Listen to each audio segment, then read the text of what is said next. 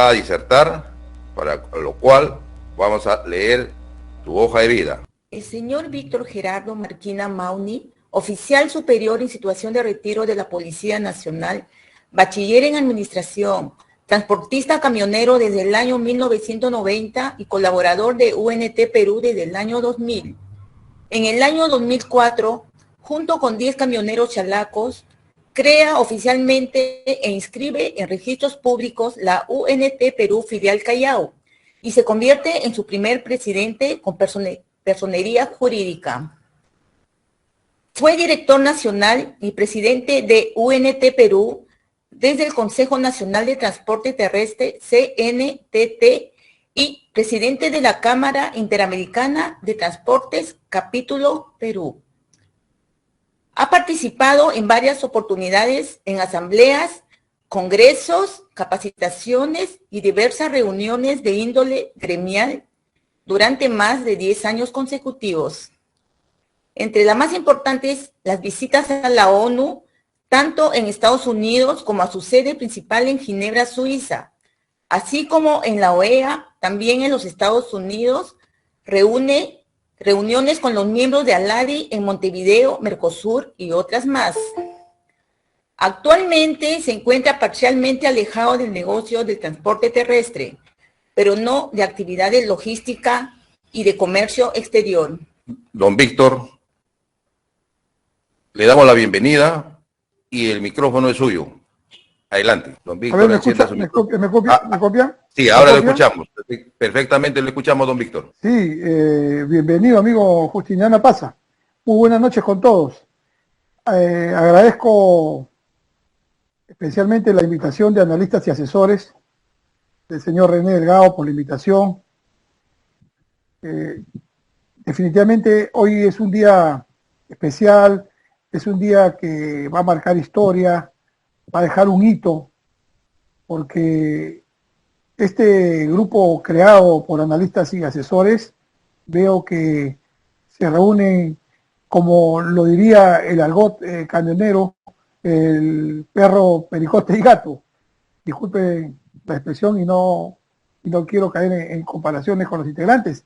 A lo que me refiero es que se ha reunido en este grupo gente que ha luchado a su manera, un poco desordenada, y yo quisiera también que me entiendan, he sido muy crítico, demasiado crítico durante todos estos años a la forma de cómo se han ido llevando los gremios, pero tengo una justificación y es es la cantidad de años en la cual estuve incorporado y luchando y guerreando. Hemos sido maltratados y seguimos siendo maltratados. Yo lamento que hoy no pueda hacer una presentación como hubiera querido, como lo he hecho en diversas oportunidades a las diferentes reuniones, conferencias que he tenido la oportunidad de dar en diferentes países, como ya lo mencionaron anteriormente, tanto en la ONU, en Ginebra, en Suiza, Salón Internacional de Conferencias de la ONU, también en Estados Unidos, en la OEA, la ADI, COSUR y diferentes sitios, ¿no? Y con esto quiero decirles también un poco a los nuevos dirigentes que tienen el ímpetu que yo tuve cuando comencé en esto. El trabajo muy duro. El trabajo es muy duro, pero también hay que ser técnicos. Cuando yo me incorporo, cuando ingreso a la labor de camionero, yo era oficial en actividad y tuve la suerte de ir a trabajar muy cerca de mi casa en el terminal portuario.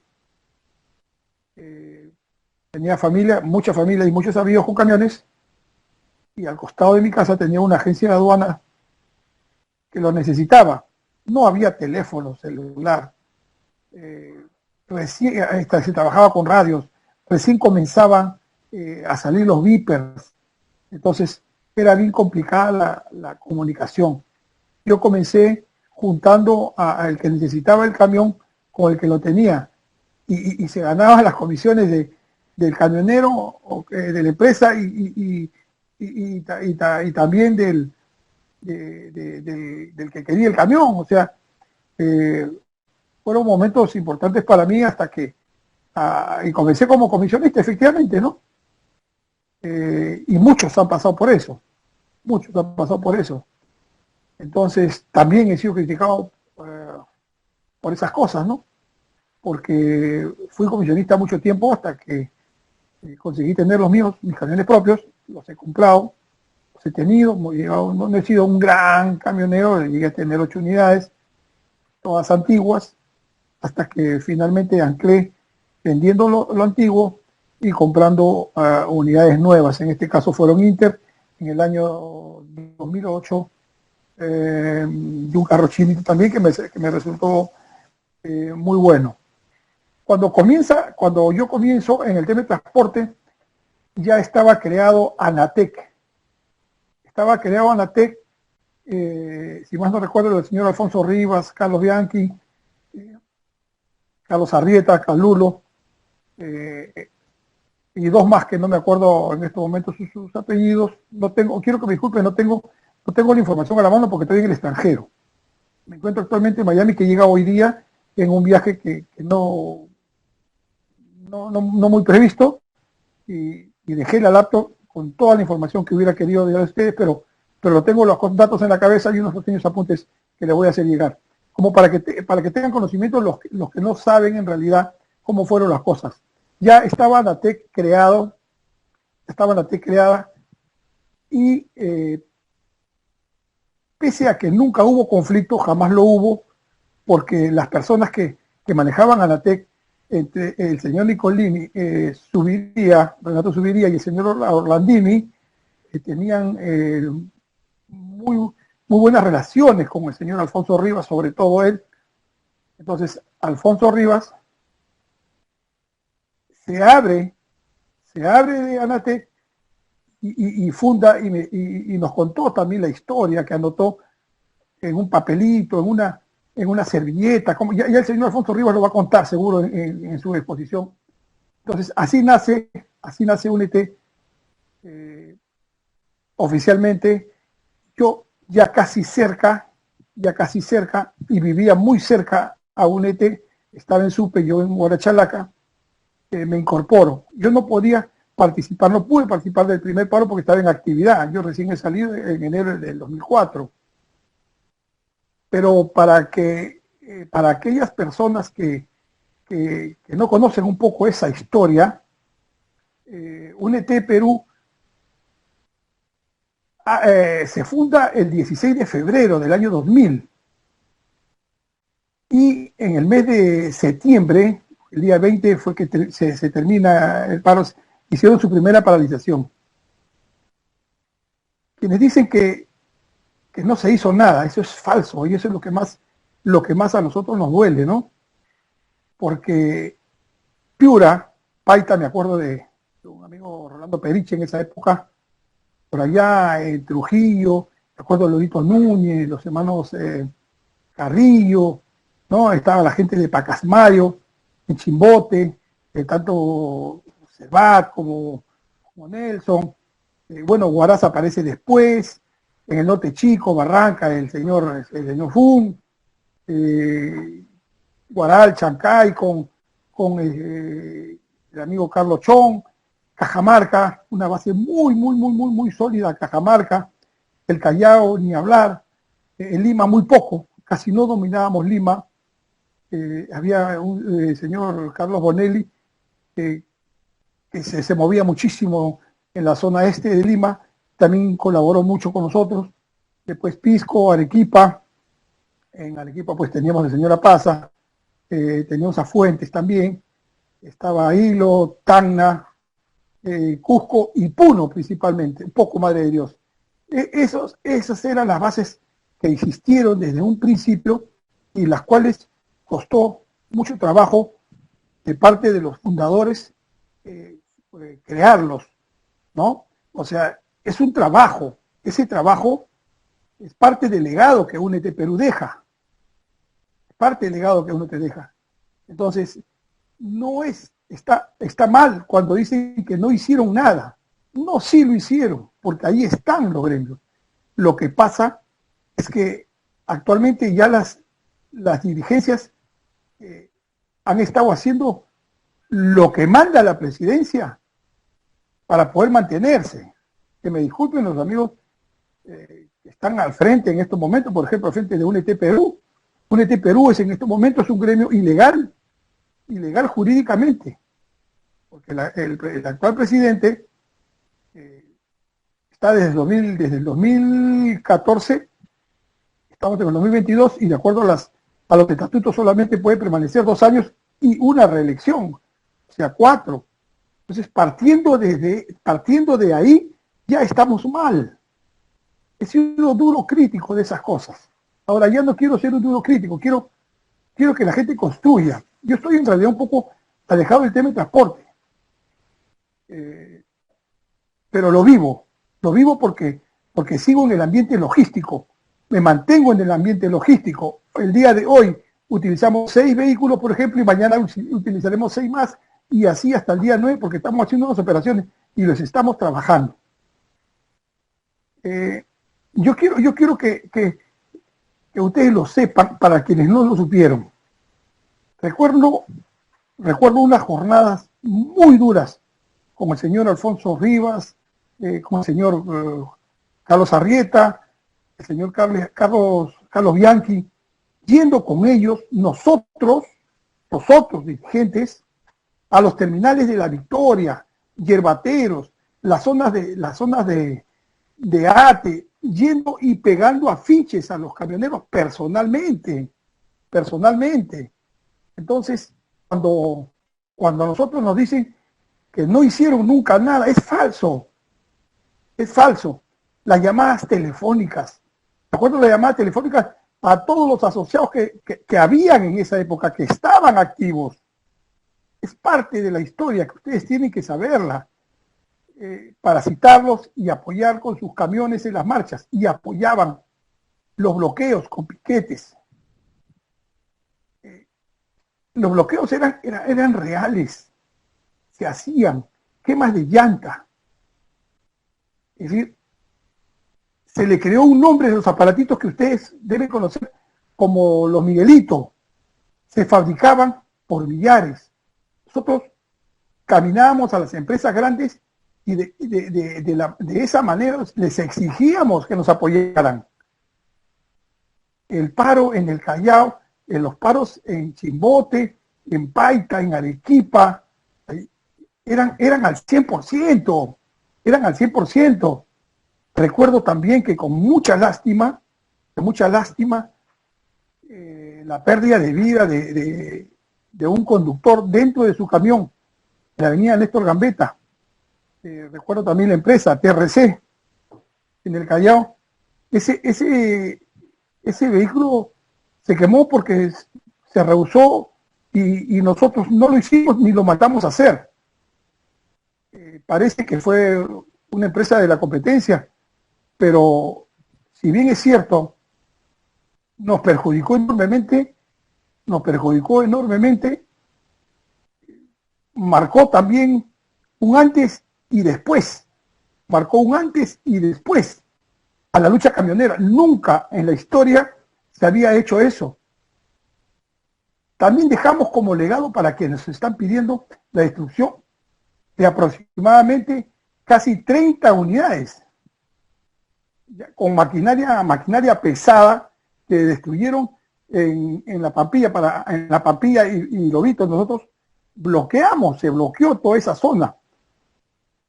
Otro de los legados negativos, pero legado. Gracias a UNT es que se penalizó el bloqueo de vías. Gracias a UNT.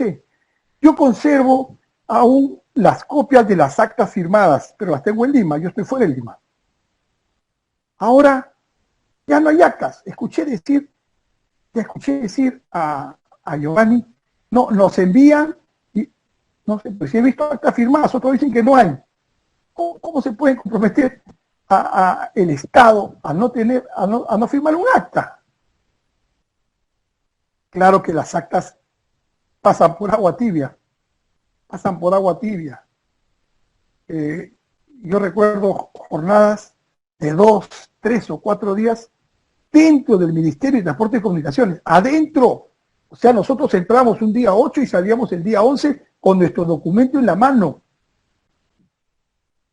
Que digan que no se logró nunca nada, pero eso es totalmente falso. En el Perú no existía la tabla de valores referenciales, no existían las detracciones, ni las guías de transportistas, ni siquiera el registro de MTC, mucho menos la reserva de carga. Recuerdo que en el momento que Arequipa no aceptó la detracción, me acuerdo en el año 2006, ¿no? Y fue tan fuerte la movilización que el gobierno sacó 2 normas, una para Lima y una para Arequipa. Una para Lima y una para Arequipa. En otra movilización logramos actualizar la tabla de valores también en el año 2006. La reserva de carga fue un pedido expreso de la gente de provincia, para quienes hicieron un comentario por desconocimiento, y los dirigentes de UNT no cargó nunca, jamás un dirigente cargó en minas, no sé si ahora, pero se hizo fundamentalmente en el año 2003. En el año 2003, con el Ministerio de Energía y Minas, era injusto que por los pueblos aledaños a las zonas mineras pasaran camiones y maquinarias empolvando todas las pequeñas casitas, las tienditas, todo lo que existía en el camino, y los habitantes, los moradores de la zona no podían participar de ese reparto de las riquezas. Entonces, eso fue uno de los motivos especiales por los cuales se logró con el Ministerio de Energía y Minas, y también a consecuencia de paralizaciones. O sea, las paralizaciones han dado frutos. No es que no se haya dado. Nosotros hemos sido, recuerdo con el señor Luis Marcos, hemos viajado. No me puede dejar mentir los dirigentes actuales. Yo he estado en Puno, madre de Dios. Yo he estado en el Cusco. Yo he ido personalmente a Cajamarca. He estado en Trujillo, he estado en Paita, he estado en Piura, he estado en Chiclayo. Es decir, he recorrido cuando fui presidente y hemos ido y hemos estado reunidos en varias oportunidades. En varias oportunidades, creo que Valdés de Tacna conoce un poco el tema, porque logramos que los camioneros se reunieran en presencia del viceministro de la época con los principales responsables de las mineras. O sea, hasta eso hemos logrado hacer.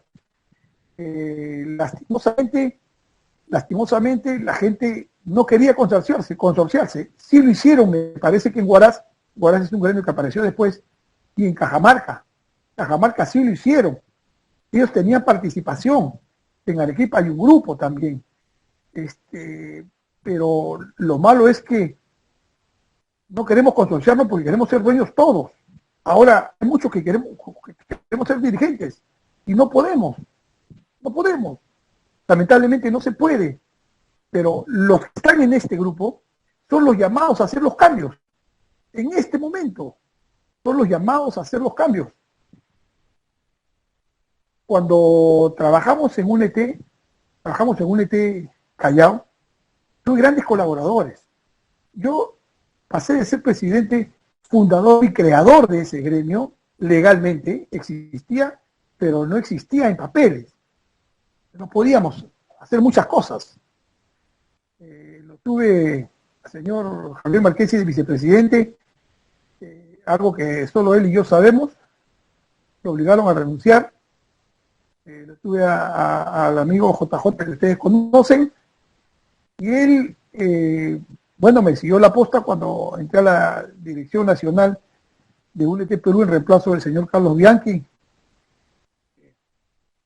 por motivos X también, y UNT Callao se fortaleció con él.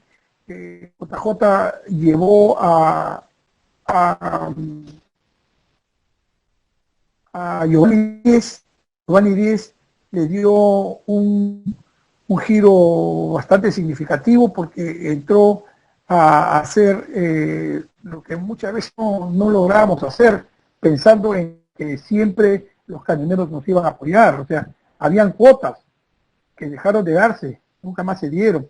Entonces ya se comenzó a negociar un poco, dar los servicios, los seguros y esas cosas. Entonces, realmente UNET Callao también tuvo su gente, bueno, ha tenido gente muy interesante, ¿no? Muy interesante, que ha luchado y ha luchado fuerte, ha guerreado, hemos sido denunciados, muchos, tengo 2 hermanos sentenciados contra la tranquilidad pública, por paros, por quema de llantas, por rotura de lunas. O sea, gente que ha luchado y hemos conseguido cosas interesantes. Cuando me dicen, y a veces de mala manera, ¿cuál es el legado que nos dejan? Yo les contesto, ¿qué cosa es legado? Legado es una herencia, es algo que dejas material o inmaterial, pero que se va a conservar y se sigue conservando. Es para los jóvenes o para los antiguos que no saben, cuando comienza a trabajar UNET Perú, no existía registro del MTC, no existía registro. Fue una manera de ordenarnos,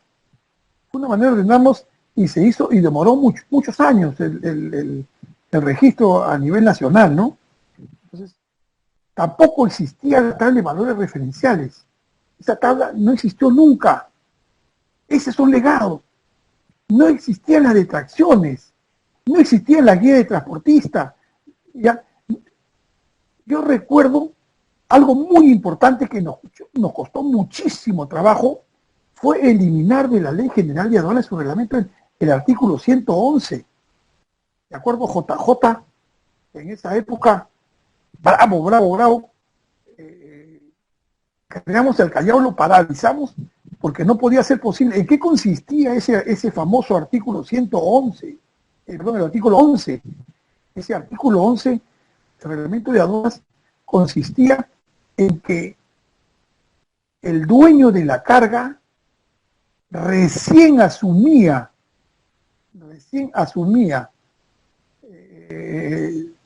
su propiedad cuando está en su almacén. ¿Qué significaba eso?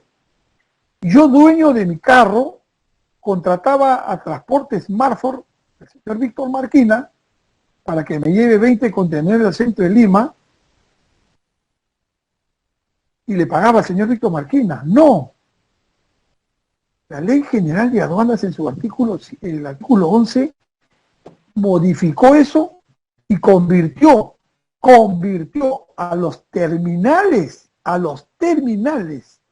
de almacenamiento como responsables del traslado de la carga.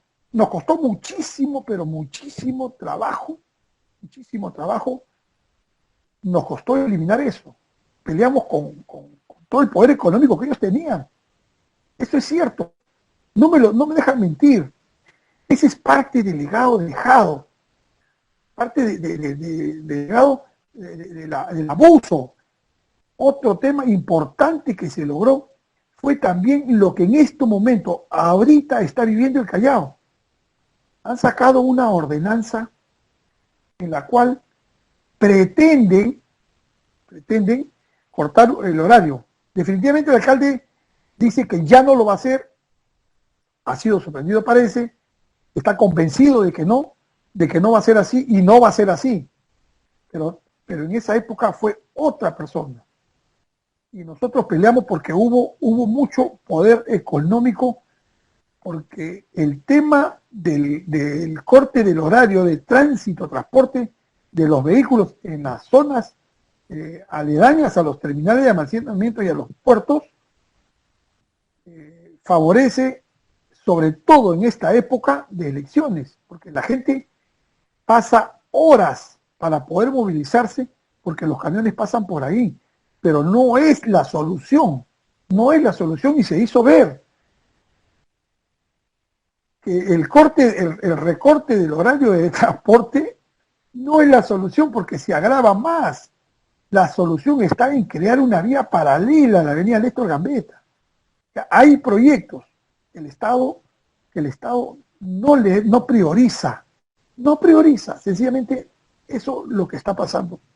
Entonces, son cosas que se han vivido, que las hemos vivido, que las hemos luchado, y cuando, les repito, ¿no? Disculpen insiste en esto, pero nos duele que nos diga que nunca se hizo nada. Hemos trabajado muy duro. Cuando nos hablan de legado, les estoy explicando qué cosa hemos dejado, qué cosa se ha dejado. En su momento fue importante, los dirigentes más importantes con los camioneros del Callao lograron que la Universidad del Pacífico, a un costo muy elevado, haga un estudio. Ese estudio se llamó Metodología de Determinación de Costos para el Servicio de Transporte Público de Carga en Camión. Ese estudio, estoy completamente seguro que no lo tiene ninguno de los que está en este momento escuchando mi alocución, que no le puedo llamar conferencia, no tengo presentación. Ese estudio fue aprobado por resolución ministerial 327 en el año 2002. El mismo año 2002, gracias a esa paralización, que se da en el 2000, el 20 de septiembre, se logra elevar al rango de decreto supremo. O sea, se estuvo trabajando y se logra elevar al rango de decreto supremo. ¿Qué pasó? En ese momento, para los que ya eran camioneros, deben recordar que las tarifas subieron considerablemente. Subieron muy, casi al 40, 50, 60, 80%, porque la tabla se comenzó a respetar hasta que los gremios, ADES, seguro alguien de ellos debe estar escuchando, los gremios de los terminales y Cámara de Comercio de Lima, comenzaron a atacar y hasta denunciaron a nuestros principales dirigentes porque según ellos atentaba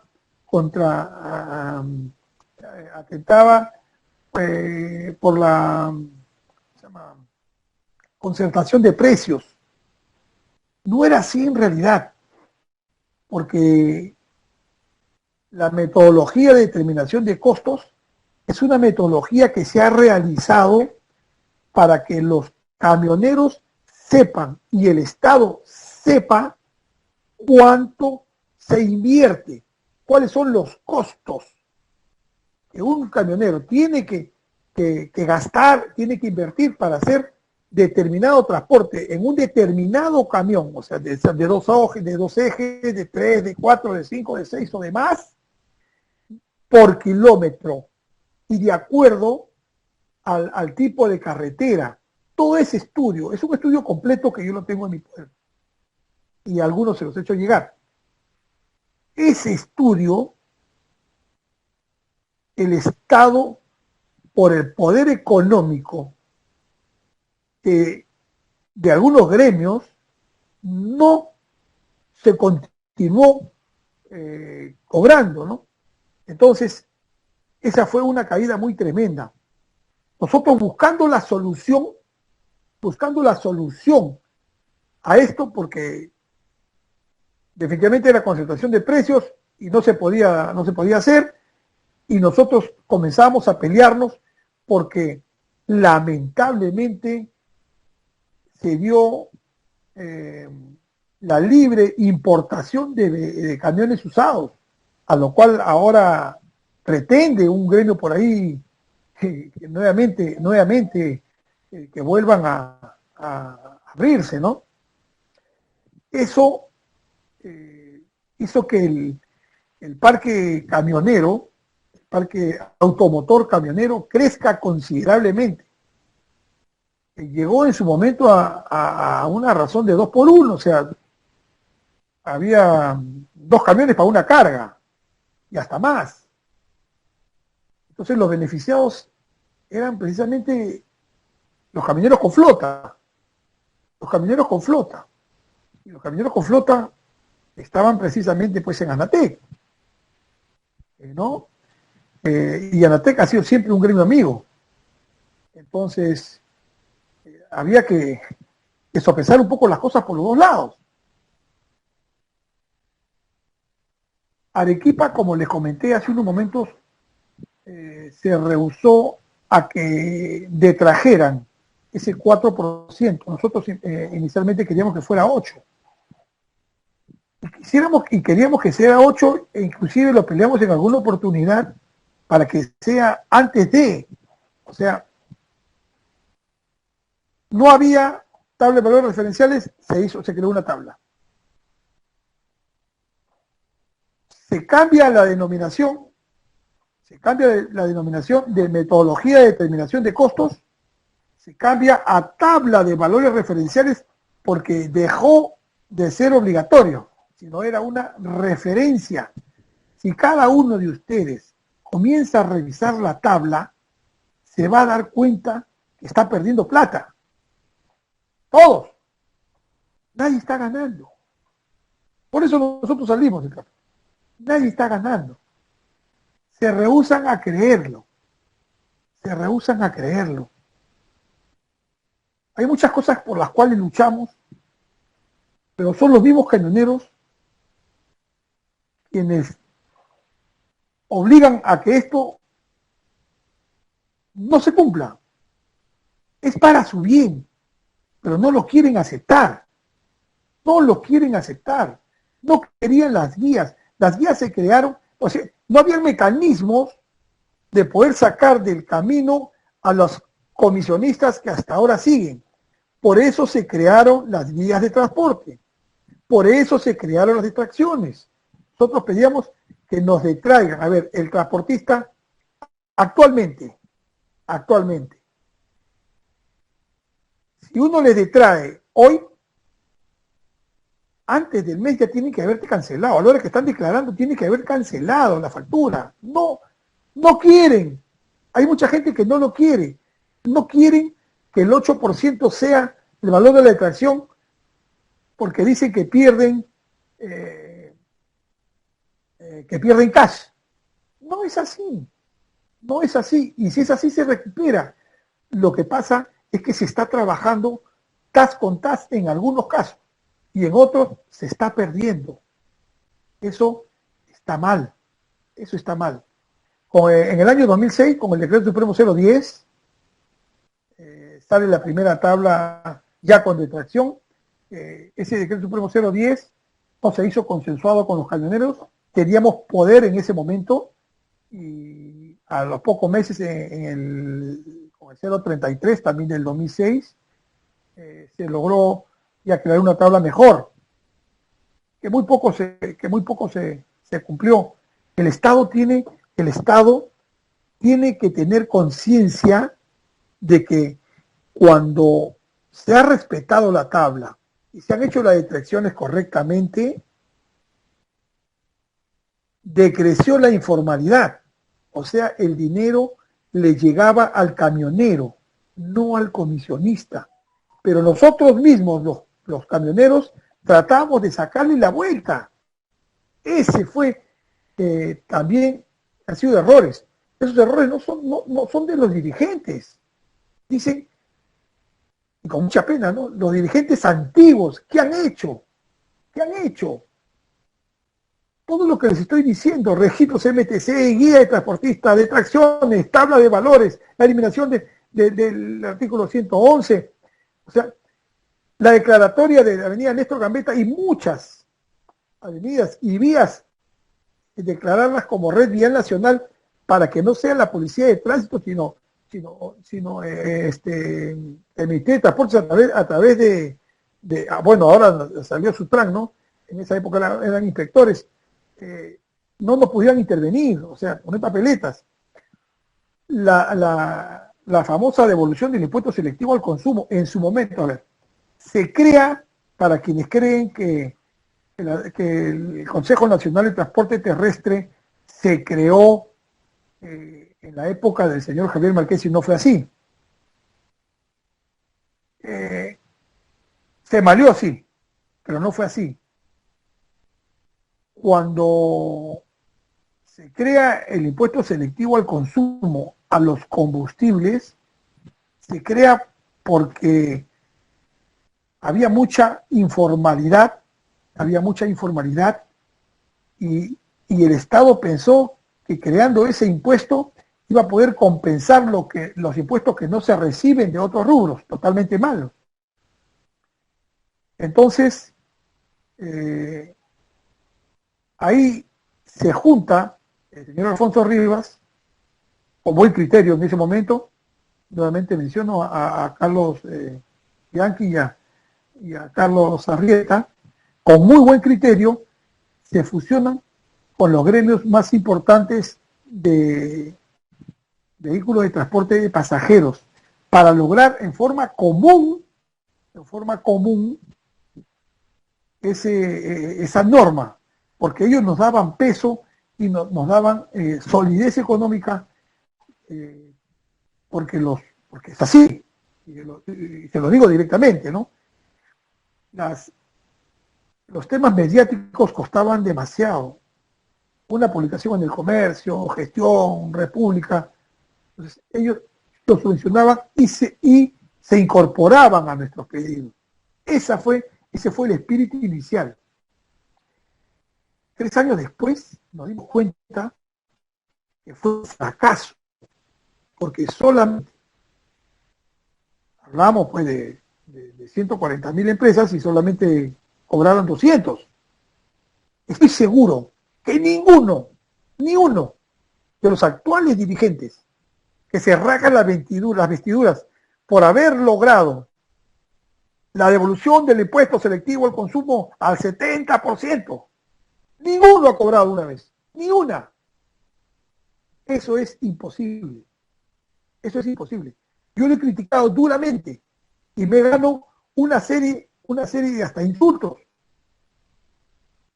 Pero detrás de eso hay un interés económico. No digo de los dirigentes que están escuchándome ahora, porque ni lo saben. Ustedes ya saben a quién me refiero, o a quiénes me refiero.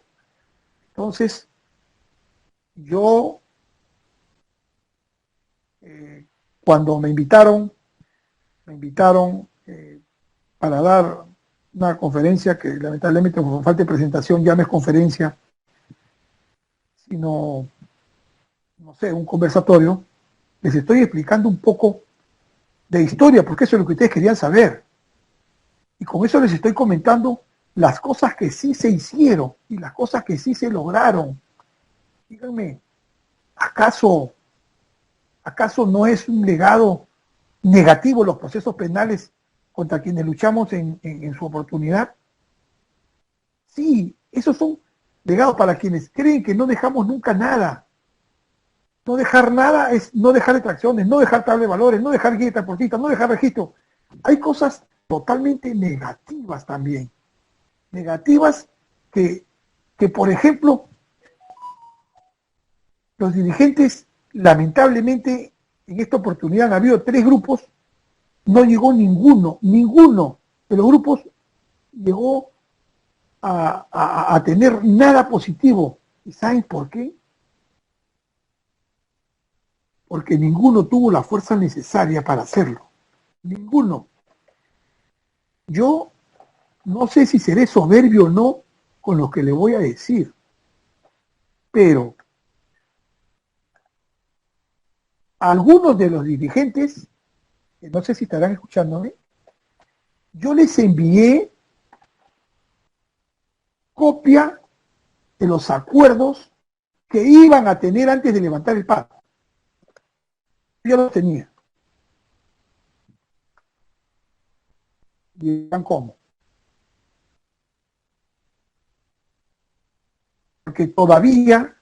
porque todavía hay gente que cree, funcionarios de medio nivel, que todavía se encuentran en el ministerio, transportistas, y me llegan las informaciones. Entonces, a mí me daba mucha pena que a los tres se les presentó lo mismo y los tres prácticamente dijeron ya a algo que es absolutamente para nada un logro, para nada un logro. ¿Qué cosa hemos logrado dejar? Hemos dejado un gremio sólido, combativo, técnico y principalmente mediático. Pero lo dejamos. Quienes hoy reclaman ese legado, lo reclaman posiblemente con razón, porque en los últimos años no se avanzó absolutamente nada más. ¿Cuánto tiempo tiene el tema de la tabla, el registro y todo lo que les estaba diciendo? ¡Años! ¿Después de eso qué?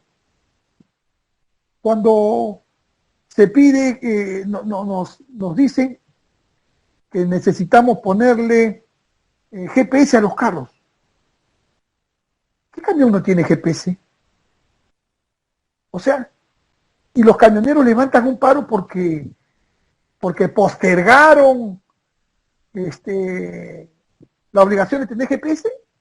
GPS cuesta 20 soles mensuales. ¿No es un seguro para nosotros tener un GPS? Por supuesto.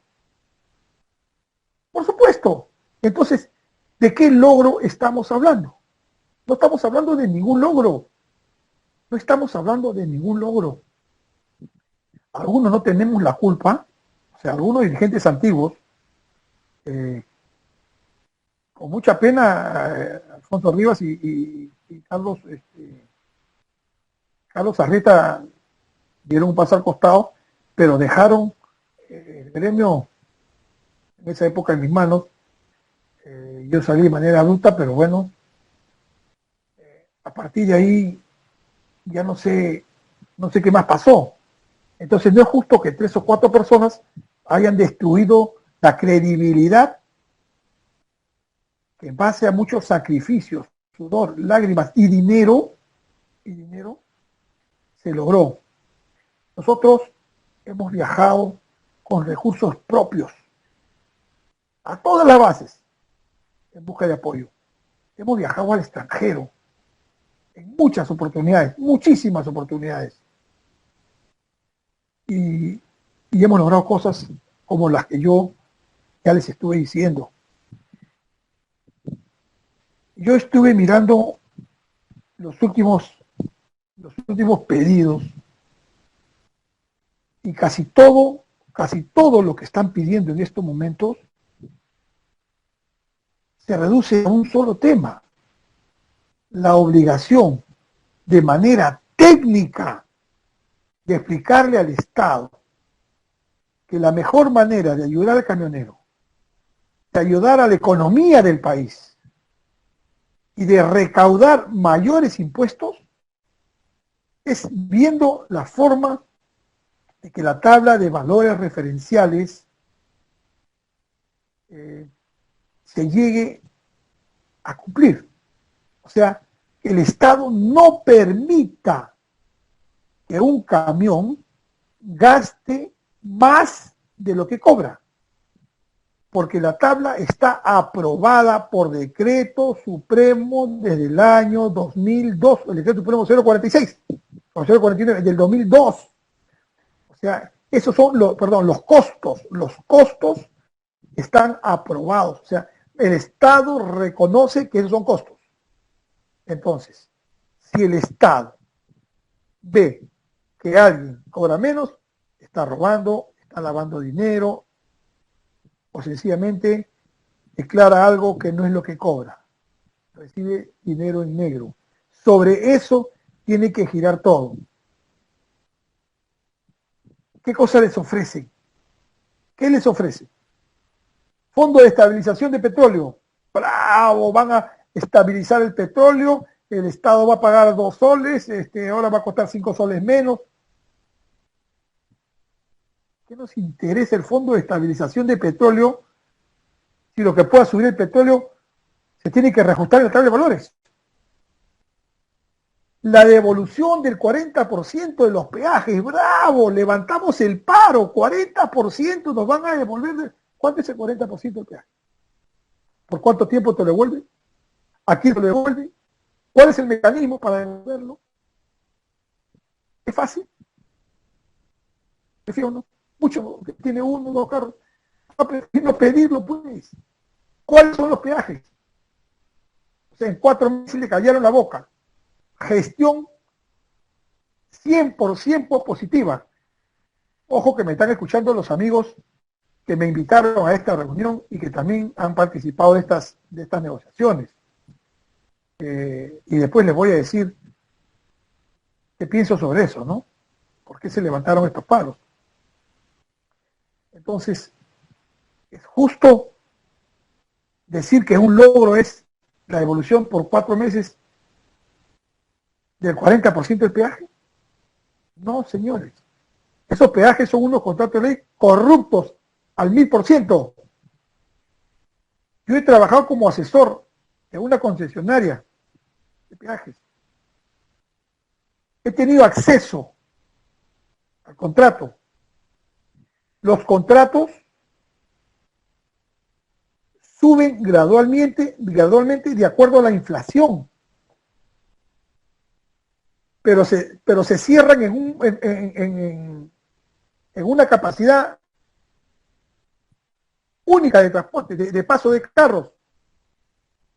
Cuando esa inflación subió el 3%, vamos a subir 3%, o subió el 5%, vamos a subir 5%. Pero cuando comenzó, pasaban 1000 carros y ahora pasan 10.000. Entonces los ingresos son muchísimo mayores. Esos contratos amañados. Yo en algún momento decía que uno de los puntos que deberían pedir los dirigentes era que se revisaran los contratos y que se congelaran los precios. Finalmente termino opinando que nos pongan el peaje que sea, pero que sean considerados gradualmente subidas en la tabla de valores referenciales. O sea, todo gira sobre el valor referenciales. Otro de los temas que ha levantado, que ha sido causa del levantamiento, ¿no?, de los paros, ha sido el tema de las licencias. Algo totalmente positivo, muy bueno. Muy bueno. No quiero entrar en muchos detalles, hay muchas cosas que comentar ahí. Yo creo que eso es un trabajo bien hecho. El otro tema que veo que está en estudio, todo ese estudio, antes no nos movíamos mientras si no salían las resoluciones, es la competencia desleal. El transporte interprovincial con los camiones que hacen lo que se le da la gana, son bolivianos o ecuatorianos, qué sé yo. Ese es algo positivo y yo creo que eso debe permanecer en agenda y se tiene que trabajar mucho sobre eso, ¿no? Mucho de eso. Pero meses y meses. Ya les dije, la devolución del impuesto selectivo es nefasto. Lo que se tiene que pedir en todo caso, pese a que también tiene que ver con la tabla de valores referenciales, en todo caso tendría que pedirse la anulación. La anulación. Otra de las cosas es que piden la reestructuración de la SUTRAN. Lo que se tiene que hacer es la reestructuración de las maneras, las formas y los montos de aplicar las multas. Porque puede reestructurar 50.000 veces la SUTRAN y mientras más altas sean las multas, más altas van a ser las coimas. Hay que trabajar sobre eso. Hay que trabajar a conciencia. Porque el camionero tiene que llegar a un control de SUTRAN bien. Tiene que llegar bien. Y tiene que haber parámetros para que, pues sí, porque se me quemó un foco en el camino, no te van a poner una papeleta de 2.000 soles. O sea, esas cosas hay que regularlas. Hay que saber trabajar, hay que trabajar en eso. Hay que eliminar los abusos. Otro tema controversial es el tema de la reserva de carga. aquel que tiene una carga va a querer definitivamente escoger su transporte. No podemos obligar a un particular, a un civil, que le dé la carga a determinada persona. Eso no se puede hacer. Se logró en el tema minero. Pero los mineros te piden que tus carros sean de repente de 3 años, de 5 años, que tengas una flota. La gente no se quiere consorciar, porque si presentas una flota de 40, 50 o 60, con un contrato invierte, porque se logró también eso, con un contrato se invierte, se podría llegar a eso. Pero entre tenerle esa carga en forma directa y en forma indirecta hay un abismo, porque se la dan al que puede, pero que no la carga a otro. Entonces es un factor que nosotros mismos tenemos que saber que saber trabajar. Ahora yo les digo una cosa.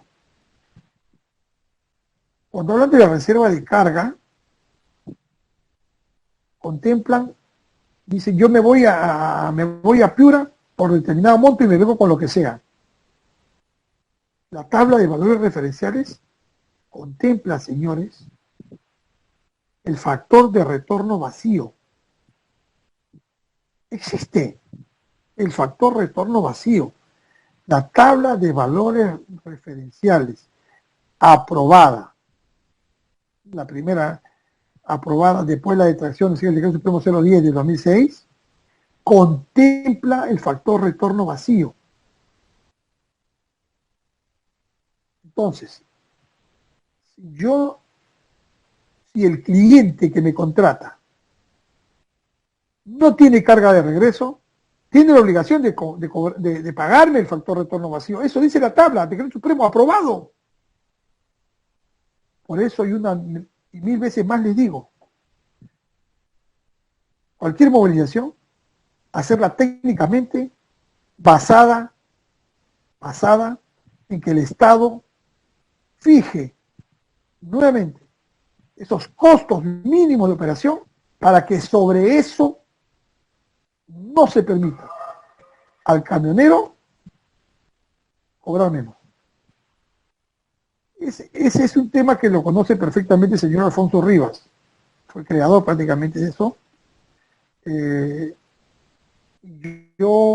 Es posible que no concuerden algunas cosas y le estoy diciendo lo que yo pienso. Yo creo que ustedes pueden estar o no de acuerdo conmigo.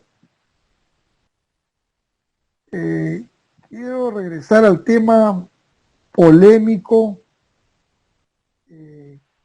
con poco criterio técnico, que algunos de nosotros, camioneros, que pedimos que se reabra, y lo peor todavía, que se reabra y con facilidades o exonerados de importación de vehículos usados. No. De lo que se trata en estos momentos es muy por el contrario, renovar las flotas. Nosotros hemos peleado duramente y se logró en su momento, con el señor Alfonso Rivas, se logró un estudio completo de lo que significaba el chatarreo. Un estudio completo de lo que significaba el chatarreo. Con el señor Alfonso Rivas trabajamos muchísimos temas, nos hemos sabido a amanecer, como les repito, 2, 3 días, sobre una mesa durmiendo y comiendo pollo a la brasa, con gaseosa, con las autoridades al costado. Así se trabajaba, de manera honesta. Entonces, cuando hablamos de chatarreo, hablamos de que las unidades antiguas debían salir del mercado. Inicialmente estuvimos de acuerdo con la importación de los vehículos usados hasta cuando nos dimos cuenta pues que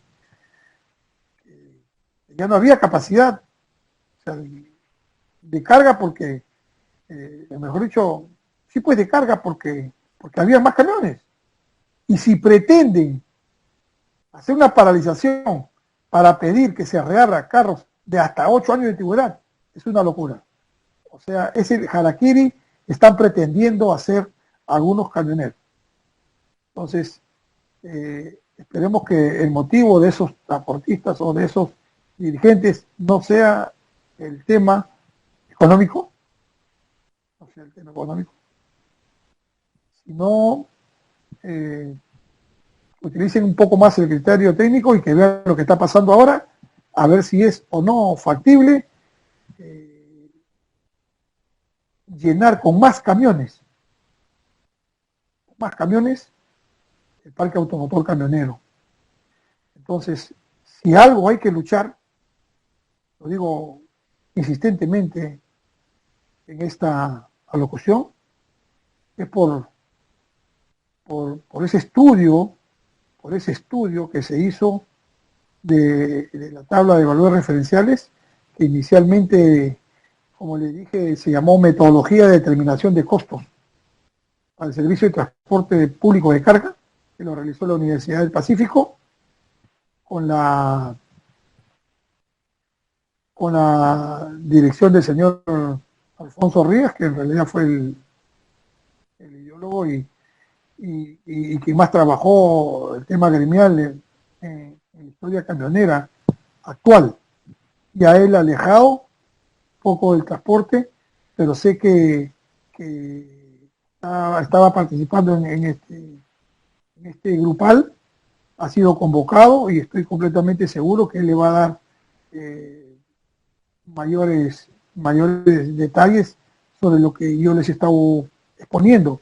Yo les sugiero también que al margen de unir a todos los transportistas y los dirigentes que actualmente se encuentran en este grupal y que también está, en el cual participamos dirigentes que ya no estamos en actividad, pueden contar con nosotros, pueden contar conmigo. Yo estoy fuera, pero yo regreso en cualquier momento a Perú. De hecho, voy a votar. Entonces, yo puedo ayudar en lo que sé, en lo que tengo, en lo que pueda. También estoy seguro que el señor Alfonso Rivas o de repente el señor Carlos Arrieta están dispuestos a apoyar. Confíen, porque como les repito, todo lo que hay, se los expliqué bien, no existió antes. Entonces, ahora se han creado varios gremios y ahora somos más fuertes, porque cuando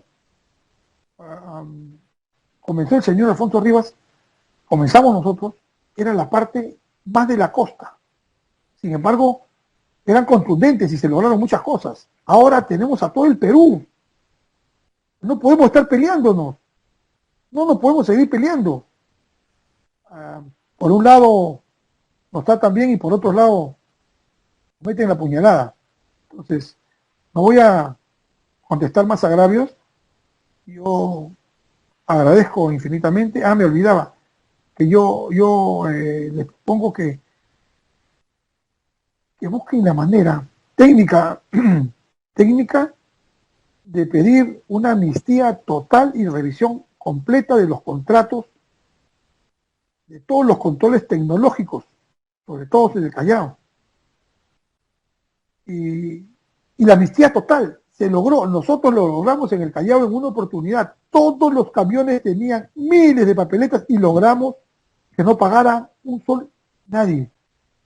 Nadie de los que está acá en el grupo, o los que no estuvieran o pueden consultar en el Callao, me puede dejar mentir. Se logró. Y se logra con unidad. El tema de los horarios ya casi se ha logrado y también se está logrando con unidad. Por eso apelo a mis amigos, los considero mis amigos, Marlon Villa, Iván Valencia, Pedro Miguel, Montoya, los he visto sufrir, los he visto sufrir, los he visto gritar, los he visto hablar, los he visto luchar y sacrificarse. Es gente que está con el timón en la mano y tenemos que sumar. Muchachos, gracias. Muchas gracias por escucharme. Les prometo hacer una exposición más completa y con una presentación como debe ser en su momento. Les repito, estoy fuera del país, no tengo material a la mano y mi laptop hoy me falló. No sé si alguien quisiera hacer alguna pregunta al respecto. Sí, compañero Marquina, habíamos seleccionado al compañero Edgar Valdés para que haga una pregunta y al compañero Zulca. Luego del cual vamos a dar por concluida la reunión porque está programada para 1 hora y justamente estamos con el tiempo. Compañero Edgar Valdés, si fuera tan amable.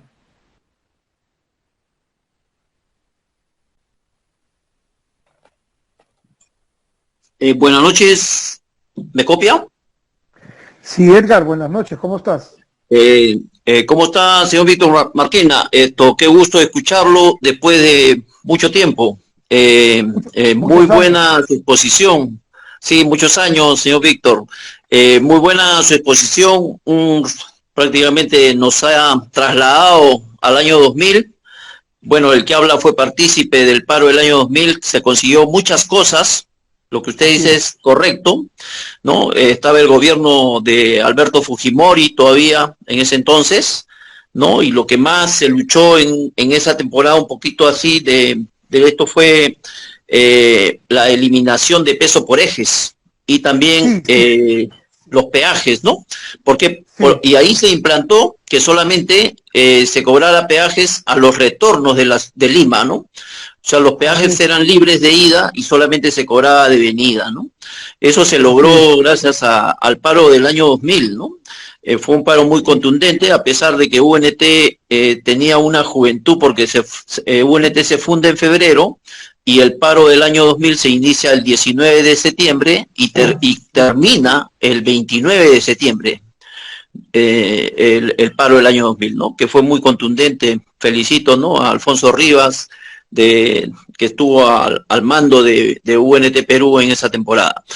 Bueno, yendo a ya la pregunta que le voy a hacer de todo lo concerniente a lo que hemos escuchado, si bien es cierto, ya la pregunta, si bien es cierto que la continuidad de los directivos que se aferran a sus cargos, a pesar que sus directivas ya están acéfalas, y esto hace mucho daño a una organización, ¿por qué se les permite que estos señores continúen, ¿no? ¿Por qué también los medios de prensa les dan cabida y no se divulga que tal organización ya prácticamente está acéfala? Y eso es lo que nos está haciendo daño. ¿Por qué? Porque mucha gente migra o se ha formado otras organizaciones, y lo lamentable que fue en el último paro, en el penúltimo paro, que un dirigente llamó hermanos menores a las nuevas organizaciones, ¿no? Dijo, son los hermanos menores, y el periodista le pregunta, ¿y qué son para ustedes hermanos menores? No, son los nuevos transportistas que están formando, y no son transportistas, son comerciantes que tienen 1 o 2 camiones, ¿no? Cosa que totalmente era falso. ¿Por qué se les permite la continuidad? Esa es la pregunta, señor Víctor. Bueno, le agradezco al señor René también por la invitación, y bueno, vamos a continuar en estas conferencias. Muchas gracias. A ver, como sé que estamos con la hora, mira, yo te agradezco y sí me acuerdo, la vez pasada hemos estado conversando, sí me acuerdo, pero es uno de los principales bastiones que tuvimos en esa época en la zona del sur. El señor Alfonso Rivas, en pleno uso de sus facultades físicas y mentales, decidió en su momento dar un paso al costado y cambiar un poco su giro, y lo dejó al gremio como un gremio mediáticamente posicionado a nivel nacional. O sea, UNT Perú se convirtió en la vedette de los transportistas y abriendo la boca esto variaba y cambiaba. Eso fue el UNT luchador, combativo, guerrero que dejó el señor Alfonso Rivas. Yo sé que él, a mí se le ha invitado, no sé si me hubiera gustado que estuviera escuchando, que sepa que hablan de él, pero siempre estuvo al frente desde su creación. Sin embargo, él sí hizo elecciones, él sí rotó, ¿no es cierto? Por eso que se mantuvo en manera legal, pero lamentablemente hace 8 años no se respetan los estatutos y continúa presente. Por eso que UNT en este momento no tiene personería jurídica legal, porque no ha hecho sus elecciones. Y es lamentable que los medios de prensa siempre vayan a UNT, por eso es que se mantiene, solamente por eso. Hay muy buena gente en UNT, en provincias hay muy buena gente en UNT. Yo les sugiero a mis amigos de provincia que todos den un paso al costado, que les permitan no a otras agrupaciones, o a otras agrupaciones que se unan, que se reúnan, y si no es UNT que se cree un solo gremio fuerte, pero los medios se van a UNT porque, ya lo explicamos, antes de UNT era algo, después de UNT es otra cosa. O sea, la organización de los gremios fue creada por UNT, pero ahora la diversidad de gremios que existen y cada uno por su lado quiere ser el dueño de la verdad, es producto precisamente de la desunión o la falta de confianza que se ejerce, sobre todo en un gremio tan importante. Yo me olvidé de decirle que el señor Giovanni Díez estuvo conmigo en UNT Callao, igual que JJ, y con Giovanni Díez, el señor Rentería y 4 o 5 personas más, creamos GTL Perú. GTL fue una creación en la cual yo no aparezco,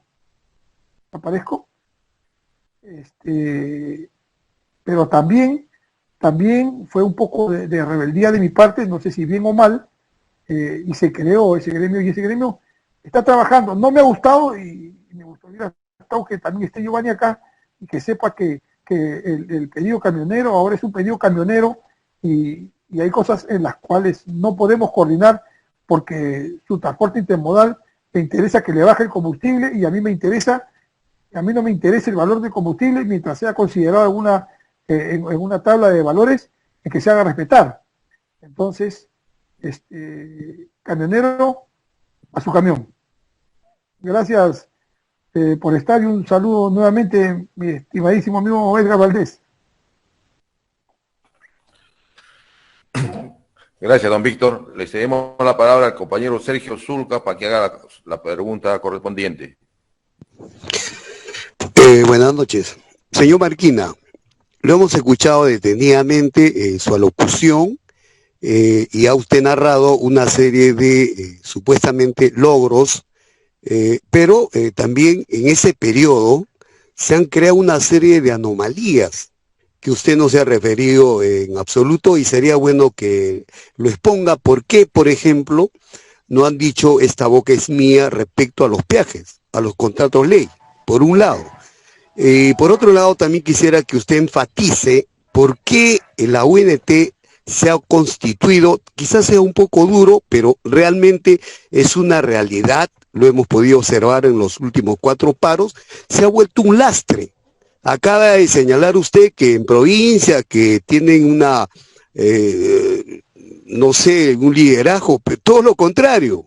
Acá mismo en Arequipa tenemos al señor Sánchez, que no representa absolutamente a nadie, por lo menos a ningún transportista. Lo mismo ha pasado en Paita, en Tacna y en diferentes lugares donde la UNT tiene su representación.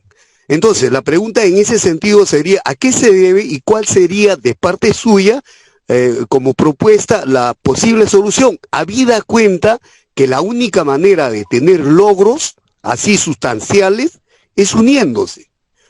Porque hoy por hoy, y es una realidad nuevamente, los únicos que mayormente desunen es precisamente la UNT. Gracias. Mira, primero, en el tema de los peajes,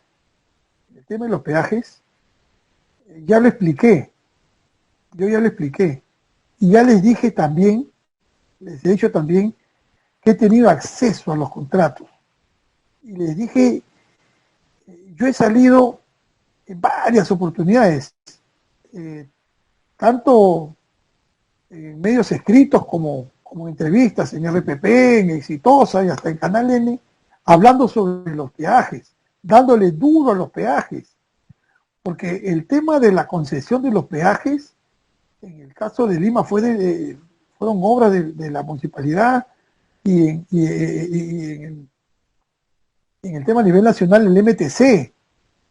Poco hemos podido hacer contra eso, pero este tema de los peajes es posterior,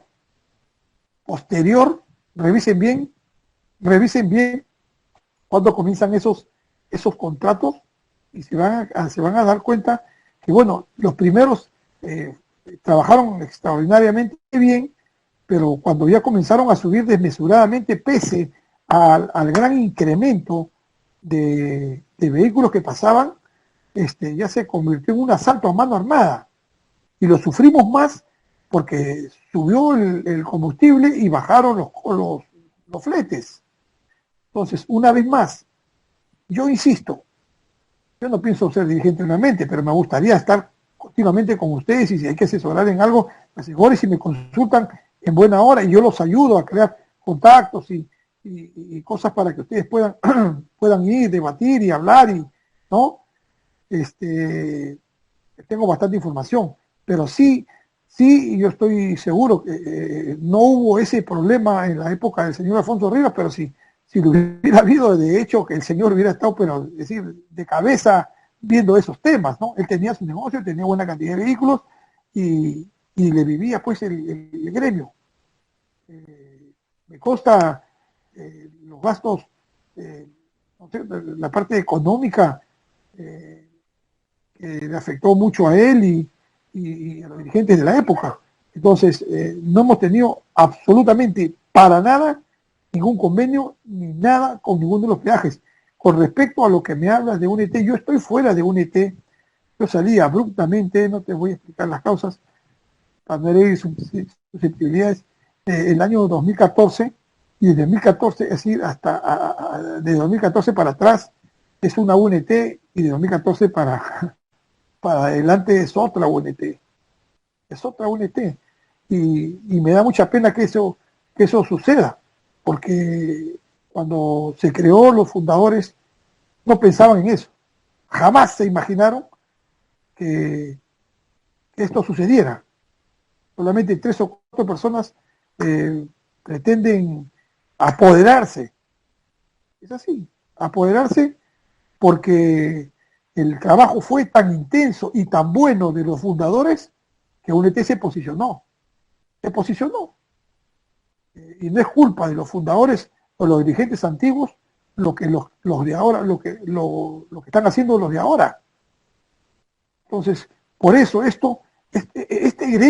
grupo, de analistas, me parece que se ha creado con esa finalidad